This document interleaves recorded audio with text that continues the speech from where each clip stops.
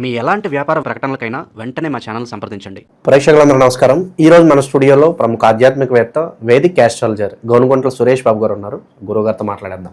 నమస్కారం గురుగారు.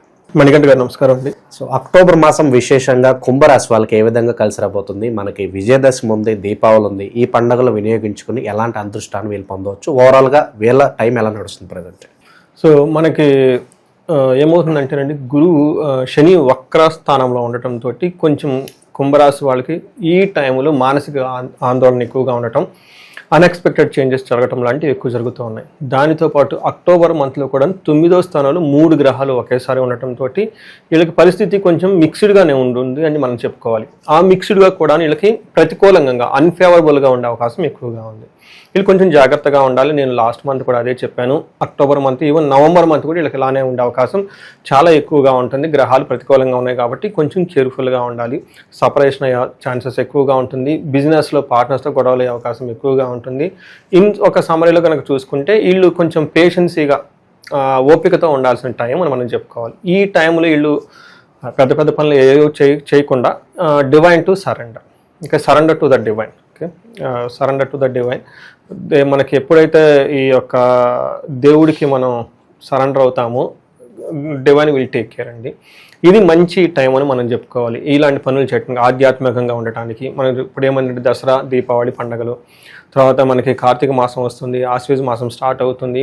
ఈ మంచి మాసాలని మనం చెప్పుకోవాలి. ఈ టైంలో మనకి నవరాత్రులు, దేవి నవరాత్రులు చేసుకోవటం, వీళ్ళకి ధనానికి చాలామంది ఇబ్బంది పడుతూ ఉన్నారు కాబట్టి ధనానికి సంబంధించిన కుబేరు పాశుపతం చేయించుకోవటము, ఇంకా కొంచెం చేయించుకోగలిగితే వీళ్ళకి అమ్మవారికి సంబంధించిన మనకి స్వర్ణలక్ష్మి అని విశేష హోమం, ఒక 3 days హోమం ఉంటే బిజినెస్ పీపుల్ ఎవరైనా ఇబ్బంది పడుతూ ఉన్నా ఇవి చేయించుకుంటే ఏమవుతుందంటే వీళ్ళకి ఏలినాటి శని నవంబర్ తర్వాత గ్రహాలు మారుతూ ఉండటంతో ఇప్పుడు ఈ టైంలో కనుక మనం ఇలాంటివి చేసుకుంటే ఏమవుతుంటే రాబోయే టైం మనం ఎన్కాష్మెంట్ చేసుకోవచ్చు.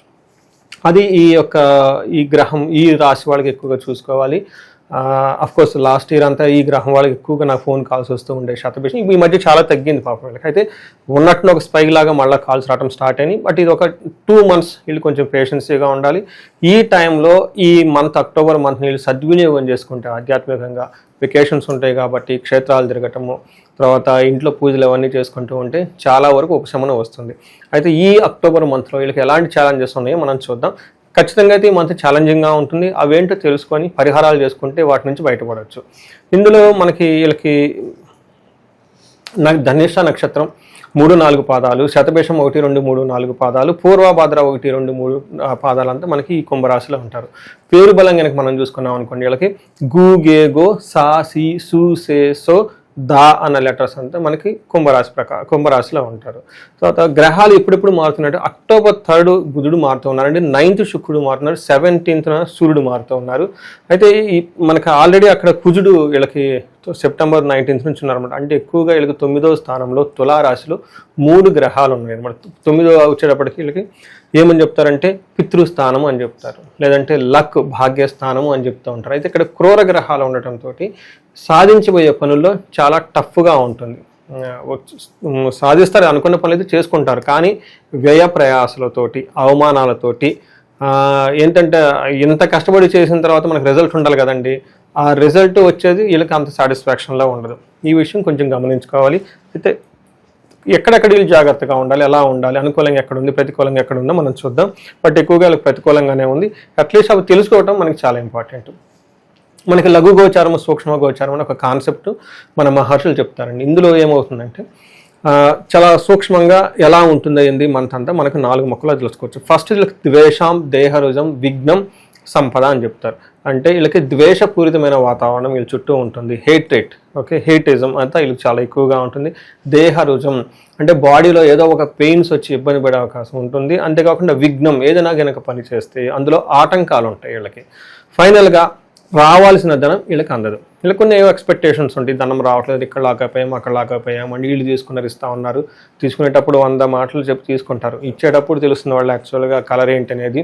సో అగ్రిమెంట్ అయ్యే ముందు చాలా బ్యూటిఫుల్ డ్రీమ్స్ ఉంటాయి, కానీ రియల్ లైఫ్లో ఆ డ్రీమ్స్ ఫెయిల్ అయిపోతే ఎక్కువ ఉంటాయి. సో వీళ్ళకి వాళ్ళు నిజంగా అవకాశాలు ఇస్తున్నారో లేదంటే వీళ్ళకి పన్నాగాన్ని పన్నేసి కింద దోసేస్తున్నారు, అది మనకి రియల్ లైఫ్లో వస్తేనే తెలుస్తుంది అనమాట. ఈ ఎక్స్పెక్టేషన్స్కి వీళ్ళకి ఎక్కువ ఉండకుండా ధనం విషయంలో పర్టికులర్గా ఇలాంటి విషయం జరిగే అవకాశం ఎక్కువగా ఉంటుంది. ఎవరో కమిట్ అవుతారు, వీళ్ళకి ఏమైనా ధనం వస్తుంది అని చెప్పేసి వీళ్ళు కూడా 4 ప్లాన్లు పెట్టుకొని కూర్చొని ఉంటారు. ఆ ధనము రాదు, ఈ ప్లాన్లు ఆగిపోతూ ఉంటాయి. ధనం రాకపోవటం ఒక బాధ, ఈ 4 ప్లాన్లు పెట్టుకున్నా మీది కాలేదని ఇంకొక బాధ, దీనితో పాటు అప్లోడ్లు ఉన్నారనుకోండి వాళ్ళది ఇంకొక బాధ. ఇట్లా 3-4 బాధలు ప్రాబ్లమ్స్ కలిసి ఉండే అవకాశం శుక్రుడు వల్ల ఎక్కువగా ఉంటుంది. కానీ శుక్రుడు 8వ ఇంట్లో ఉండటం వల్ల వీళ్ళకి మంచి జరగాలి, కానీ ఏదైతే ఎక్స్పెక్టేషన్ చేస్తున్నారో అది డిలే ఆలస్యం అయ్యే అవకాశం ఎక్కువగా ఉంటుంది. కొంచెం దీన్ని మైండ్లో పెట్టుకొని చక్కగా అమ్మవారి గురించి, శుక్రుడు చాలా ఈజీగా ప్రసన్నమయ్యే గ్రహం. ఎందుకంటే ఎంత ఈజీ అంటే ఆయన దేవత రాక్షసులకే ప్రసన్నం అయిపోతాడు, అంత చాలా సాఫ్ట్ పర్సన్. శుక్రుడిని మనం విశేషంగా కనుక పూజించగలిగితే, జపాలు కనుక అవన్నీ చెప్పి భార్యాభర్తల సంబంధాలు బాగుంటాయి, అన్నీ బాగుంటాయి. ఇంట్లో ఒక గంభీరమైన వాతావరణం, ఏమంటారు మనకి ఒక లగ్జరీ, ఎంజాయ్మెంట్, ఈ విషయాలన్నీ చాలా బాగుంటుంది శుక్రుడి గ్రహం. శుక్రుడికి 8th హౌస్లో ఉండటం యోగిస్తుంది, కానీ ఈసారి డిలే అయ్యే అవకాశం ఎక్కువగా ఉంటుంది. అది తెలుసుకొని పూజలు అవన్నీ చేపిస్తుంటే వాటి నుంచి బయటపడిపోతారు. మనకి గోచారం ప్రకారం చూస్తే ఏమవుతుందంటే 9వ ఇంట్లో సూర్యుడు ఉండటంతో ఇది మిక్స్డ్ రిజల్ట్ అని మనకు చెప్తారు. ఎలాంటి మిక్స్డ్ రిజల్ట్? కొన్ని విషయాల్లో బాగుంటుంది, కొన్ని విషయాల్లో బాగుండదు. ఏ విషయంలో బాగుంటుందంటే ఓవరాల్గా సూర్యుడు 9వ ఇంట్లో ఉండి 3వ ఇంట్లో దృష్టి చూడటం వల్ల వీళ్ళకి సంబంధించిన టాలెంట్ కానివ్వండి, వీళ్ళకి సంబంధించిన రిస్క్ టేకింగ్ ఎబిలిటీస్ కానివ్వండి, వీళ్ళకి సంబంధించిన ఏదైనా ఎఫర్ట్స్ కానివ్వండి, కమ్యూనికేషన్, స్పీకింగ్, ఇట్లాంటి విషయాల్లో చాలా పర్ఫెక్ట్గా క్లీన్గా ఉంటారు. అయితే ప్రాబ్లం ఎక్కడ ఉంటుందంటేనండి, వీళ్ళల్లో ప్రాబ్లం ఉండదు. వీళ్ళు ప్రాబ్లం క్రియేట్ చేసేవాళ్ళు కాదు, పాపం చాలా ఇన్నోసెంట్గా కూర్చొని ఉంటారు. బట్ వీళ్ళ చుట్టూ ఉన్న వాళ్ళు వీళ్ళకి ప్రాబ్లమ్స్ క్రియేట్ చేస్తారు. వీళ్ళు తట్టుకుంటారు, కానీ 10 మందికి టామ్ అని చెప్పేసి వీళ్ళ మీద బ్లేమిల్ చేసేస్తే ఎక్కువ ఉంటారు. ఇది ఈ టైంలో వీళ్ళకి ఎక్కువగా పడే అవకాశం ఎక్కువగా ఉంటుంది. దీనికి సంస్కృతంలో మహర్షులు ఏం చెప్తారంటే నిందాపరాధ కలహం నిర్దోషచ్చ, అంటే నిర్దోషి, పాపం వీళ్ళకి దోషం ఉండదు కానీ అందరు నిందలు మోపుతూ ఉంటారు. వీళ్ళకి నిర్దోషచ్చ ధనక్షయ పుణ్యలాభార్థ నాశనాచ్చ విరోధే నవమే రవ్వు అని చెప్తారు. అంటే 9వ ఇంట్లో గురువు ఉండటం వల్ల పాపం వీళ్ళకి నిర్దోషులు, కానీ వీళ్ళ మీద నిందలేసి కలహాలేసి గొడవలు పెట్టేస్తూ ఉంటారు. వీళ్ళకి ఏమవుతుందంటే ధనక్షయం, ధనం కూడా కోల్పోతారు. అంతేకాకుండా పుణ్య లాభార్థం, మంచి ఉద్దేశంతో, నిజంగా 100% మంచి ఉద్దేశంతో ఒక పని చేయాలని ట్రై చేస్తారు, రిజల్ట్ రాదు. రెండోది అనవసరంగా ఈ పని ఎందుకు చేశామని చెప్పేసి నిందలు వచ్చేస్తాయి. ఈ అవకాశం ఇలాంటివి ఎక్కువగా ఉంటుంది. బట్ ఓవరాల్గా మంచి జరుగుతుంది. నేను అదే చెప్పింది, వీళ్ళు చేసింది కష్టపడి మంచిగా చేస్తారు, కానీ ఈ మధ్యలో చాలా ఫ్రిక్షన్ వీళ్ళు ఫేస్ చేయాల్సిన అవసరం చాలా ఎక్కువగా ఉంటుంది. సూర్యుడి వల్లే జరుగుతుంది. అయితే వీళ్ళకి 9వ ఇంట్లో కుజుడు ఉండటం వల్ల లాస్ట్ మంత్ రిజల్ట్ ఫలితాలు ఆల్మోస్ట్ వీళ్ళకి సిమిలర్గా ఉంటాయి. ఒక 80% సెప్టెంబర్ మంత్, అక్టోబర్ మంత్ సిమిలర్గా ఉంటాయి. వీళ్ళకి రిజల్ట్ ఎక్కువగా సిమిలర్గా ఉండే అవకాశం ఎక్కువగా ఉంటుంది. ఇందులో ముఖ్యంగా చూసుకుంటే కుజుడు 9వ ఇంట్లో ఉండటం వల్ల అస్సలు మంచి చేయడం, వీళ్ళకి చాలా హెడ్ఏక్లు తీసుకొచ్చేస్తుంటారు. అతిగా విపరీతంగా ధనం ఖర్చు అయిపోతుంది, హాస్పిటల్స్కి వెళ్ళటం, శత్రువులకి ద్వారా ధనం అవటం, స్టమక్ పెయిన్స్, ఇలాంటివన్నీ అప్సెట్లు ఇవన్నీ వచ్చే అవకాశం ఎక్కువగా ఉంటుంది. కుజుడు 9వ ఇంట్లో ఉంటే మనకు శాస్త్రాల్లో ఏం చెప్తారంటే అశనాచ్చ ధనశూన్యం శోషణం దేహపీడనం, అంతేకాకుండా స్థాననాశనం విరోధచ్చ నవమస్తద్ భవే దారాసుతే అని చెప్తారు. అందులోని వీళ్ళకి ఏమవుతుందంటే శని రెట్రోగేట్ వాపసు రావాల్సి ఉంటుంది. అంటే వదిలిపెట్టి ఈ రాశిని మళ్ళీ వెనక్కి రావడంతో ఒక ప్రాబ్లం, గురువు సపోర్ట్ ఇవ్వడం రెండో ప్రాబ్లం. ఈసారి ఈ గ్రహాలు కూడా వీళ్ళకి ఇబ్బంది పెడుతూ ఉన్నాయి. ఇందులో మనకి ఏం చెప్తారంటే అన్న వస్త్రాలకు కూడాను ఒక్కోసారి కటకటలాడే సిచ్యువేషన్స్ రావచ్చు, శరీరం అంతా ఎండిపోయినట్టు ఉంటుంది. అంతేకాకుండా ఒళ్ళంతా నొప్పులు, స్థాన భ్రష్టత్వం, జాబులు కోల్పోవటం, లేదంటే పలుకుబడి కోల్పోవటము, లేదంటే వీళ్ళకి ఎందుకు ఇన్సిగ్నిఫికెంట్ పర్సన్ అంటారు అనమాట. ఎలాంటి విలువ లేని ఒక ప్రదేశంలో వీళ్ళు రావటం, అక్కడ వాళ్ళతో మాటలు అనిపించుకునే సిచ్యువేషన్స్ ఎక్కువగా ఉంటుంది. ఉపయోగం ఏమీ లేదు కానీ వీళ్ళు వెళ్తారు, వీళ్ళు అంటుంటారు. ఈ టైప్ సిచ్యువేషన్ జరిగే అవకాశం ఎక్కువగా ఉంటుంది. ఇది కొంచెం ఆలోచించుకొని జాగ్రత్తగా ఉండాల్సిన టైం. శుక్రుడు 8వ ఇంట్లో జనరల్గా మంచి చేస్తారు, కానీ విపరీత వేద ఉండటంతో ఇందాక మనం చెప్పుకున్నట్లు రావాల్సిన ఏమైనా గనక ఉంటే అవి రాకుండా ఇబ్బంది పడిపోతూ ఉంటారు. మనకు సంస్కృతంలో మహర్షులు ఏం చెప్తారంటే దుఃఖానాశ మహాసౌఖ్యం బంధుమిత్ర సమాగమ రాజదర్శనం అర్ధప్రాప్తి రష్టమస్తే భృగునందనే అని చెప్తారు. అంటే 8వ ఇంట్లో శుక్రుడు ఉంటే జనరల్గా దుఃఖం పూరితమైన ఉంటే అదంతా దుఃఖం పోతుంది. అయితే చాలా సౌఖ్యంగా ఉంటారు, బంధువులతో అంతా కలిసి ఉంటారు. రాజదర్శనం ఆప్తి, ఎంప్లాయీస్ కనుక ఎవరైనా కనుక మిడ్ లెవెల్, సి లెవెల్, అయిపోయి ఎగ్జాంపుల్ ఉన్న గవర్నమెంట్ అఫీషియల్స్ ఉన్న, పొలిటీషియన్స్ ఉన్న, ఈ టైంలో గవర్నమెంట్ అఫీషియల్స్ని ఎక్కువగా కలవటం, బాస్ని ఎక్కువగా కలవటము, లేదంటే వీళ్ళ బాస్ వాళ్ళు రావటము, వీళ్ళ వర్క్ అంతా ఓవర్ వ్యూ చేయటం, తద్వారా వీళ్ళకి అప్రిషియేషన్స్ రావటము, ఇవన్నీ జరిగే అవకాశం ఎక్కువగా ఉంటుంది. టయానికి మంచి ఫుడ్ అయితే తీసుకొని చక్కగా ఉంటారు. ఇక ఈ రాశిలో ఏ నక్షత్రాల వాళ్ళు ఉంటారు, స్పెసిఫిక్గా వాళ్ళకి ఎలా ఉండబోతుంది? నక్షత్రాలు ధనిష్ట, శతభిషం, పూర్వభాద్ర 3 నక్షత్రాలు ఉంటాయి. ఇందులో ధనిష్ట వాళ్ళకి చూసుకున్నారనుకోండి కొంచెం పాజిటివ్గా, కొంచెం నెగిటివ్గా కూడా ఉంది. మనం డీటెయిల్గా చూసుకుంటే ధనిష్ట నక్షత్రం వాళ్ళకి ఫస్ట్ దరిద్రము, దేహపీడనం అని చెప్తారు. అంటే శారీరకంగా హెల్త్ బాగుండదు, ఫైనాన్షియల్గా ఇబ్బంది ఉంటుంది. మూడోది అతి భయం, ఏదో ఒక సిచ్యువేషన్తో భయపడాల్సిన దానికంటే ఎక్కువగా భయపడిపోతూ ఉంటారు. నాకు వచ్చే కాల్స్ కూడా అవే వస్తాయి. మార్నింగ్ కూడా ఒక కాల్ వచ్చేసింది, అంటే భయపడిపోతున్నానండి, ఇది మళ్ళీ ప్రాబ్లం అవుతుంది, అమ్మ ఒక 2 నెలలు ఆగంటే ఏం కాదు, ఎందుకంటే శని ఇబ్బందులు పెడతాడే కానీ అండి కట్ చేసే ప్లానెట్స్ వేరే ఉంటాయి.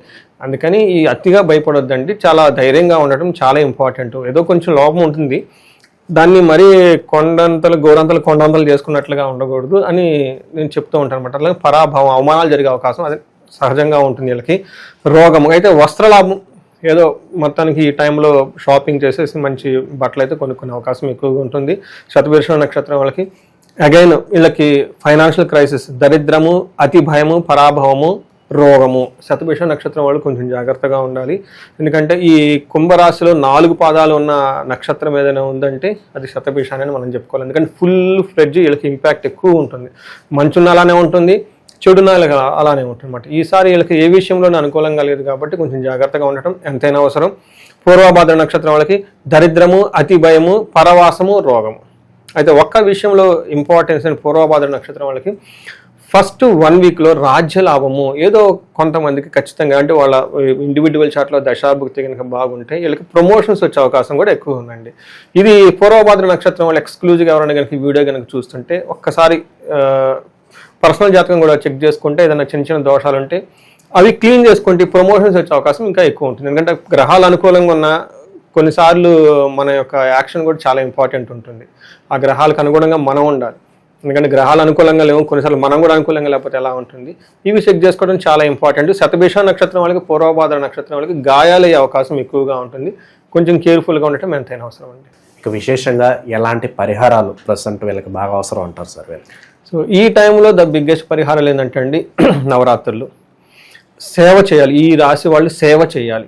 శనికి సేవ చేయటం చాలా చాలా ఇష్టం.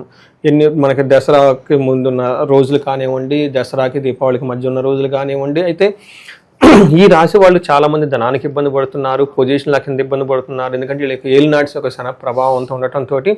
అయితే లక్ ఏంటంటేనండి వీళ్ళకి నవంబర్ నుంచి చాలా ఇంప్రూవ్మెంట్ రాబోతుంది. ఈ టైంలో వీళ్ళు క్లీనింగ్ ప్రొసీజర్ని ఎక్కువగా పెట్టుకోవాలి.